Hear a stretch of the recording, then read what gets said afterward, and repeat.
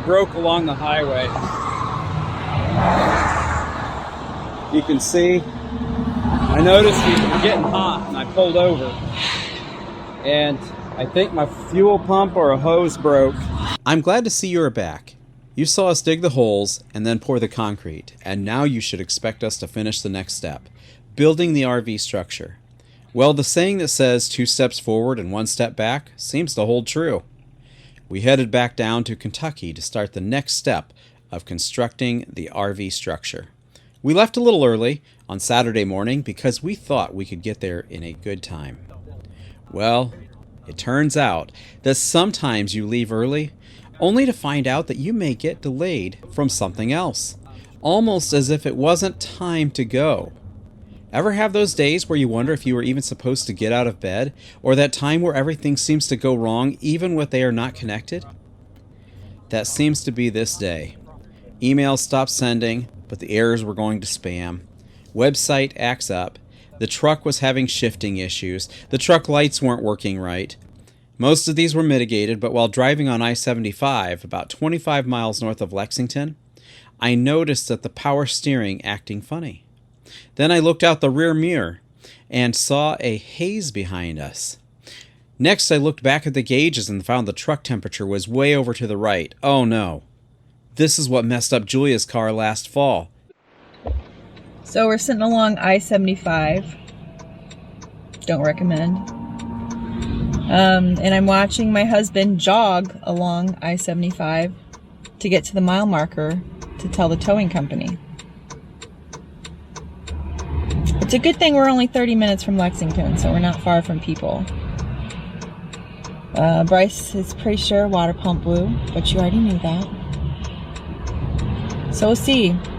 Totally thought we were going to get down there before dark this time.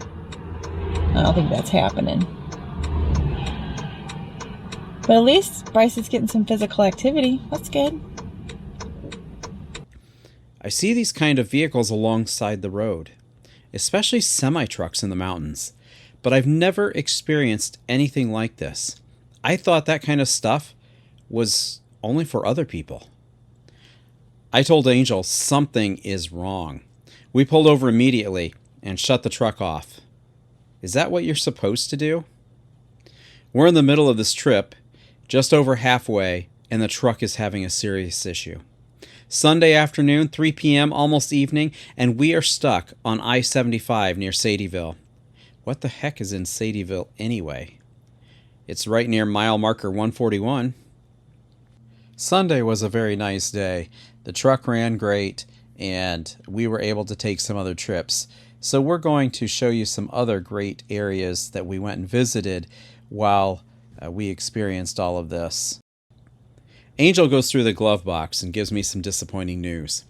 That all the paperwork we are supposed to have in there isn't. The truck manual is, though. What's in there? Pretty much nothing that's of use to us. The truck is in good condition, but it's 20 years old. Daimler doesn't even own Chrysler anymore. On the same weekend, Angel's phone upgrade failed, and now neither her new phone nor her old phone will work. Something to do with an eSIM. Now she can't use her phone to call AAA, so I have to. I hate doing this kind of stuff. After several attempts, I got on the phone with a representative and told her where we were at and that we had had a trailer with a tractor backhoe. The rep got a hold of the local AAA and got the truck out there to us. The truck came out and told us that he can tow the truck, but he's not legally allowed to tow the trailer, even though he has a 2-inch receiver for towing, in addition to the bed. We were faced with either waiting for hours for another tow truck that was legally allowed to tow the trailer, or leave the trailer with the tractor and backhoe on the side of I-75. It's now 2 hours after the initial problem, and we are still along the highway. I did my own investigating and could tell the water pump had failed and blew out. The belt flew off because of that, and that's what caused everything else to stop working, except for Angel's phone. While waiting on the driver, I even removed the old pump. If only I had the part with me. I took the trailer jack crank handle with us to try and stop any other shenanigans that may happen, since we can't take the trailer with us. The driver took us about 35 minutes away to an AutoZone, where we called ahead to make sure they had a water pump. This is a good thing. The driver was very courteous, and he put the truck exactly in the parking spot at AutoZone. I went inside, got the antifreeze water pump and belt, and I probably didn't need the belt. The existing one looked pretty good. It took about 10 minutes to put the new water pump on, and that's when the real problems began. We struggled and struggled to get the belt on. It's turning dark. We had to draw the pulleys on a piece of paper to make sure we got them all, because there were 8 altogether that we had to get in just the right order on that belt. Then we had to find the diagram online, which also wasn't easy, as there were many variations. After 5 more hours, 2 failed attempts, and even having the belt on, 2 flashlights that died, and AutoZone that shut the outside lights off at 9 p.m. We finally got back on the road at 10 p.m. to get back to the trailer. On the way back, we noticed that there was no heat in the truck. After a few miles, the truck temperature shot back up again. I had Dad on the phone, and he said we had an airlock when filling up the radiator the first time. We pulled over and added a bunch more water and antifreeze. This time we got heat back. By the time we got near the trailer, we were on the northbound lane, but the trailer was on the southbound lane, which means we're still 10 minutes away. And we see a law enforcement officer with his lights on behind the trailer. Angel got on the phone with the State Patrol dispatch, and they said they didn't have anyone there. It's now after 11. Backing up, I hooked up the trailer, and we were off. Then the fog set in. It was really dense. But we made it to the hotel at 1:30 on Sunday morning. Oh well.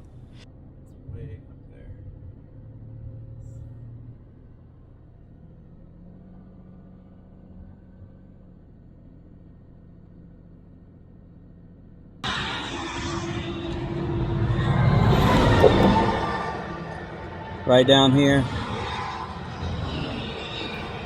I'm not quite sure because I can't see. I don't want to take it apart yet, just because this isn't a great place and I don't have a replacement, so I'm not going to be taking it apart here. But we keep praying that everything will work out. I'm sure it will. We're still stuck here along the road, and Angel is right here in the truck. What do you think about this experience, Angel?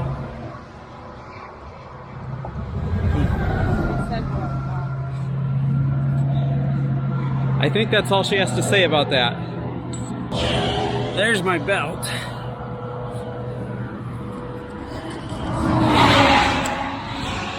And I'm pretty sure it's the water pump right down there.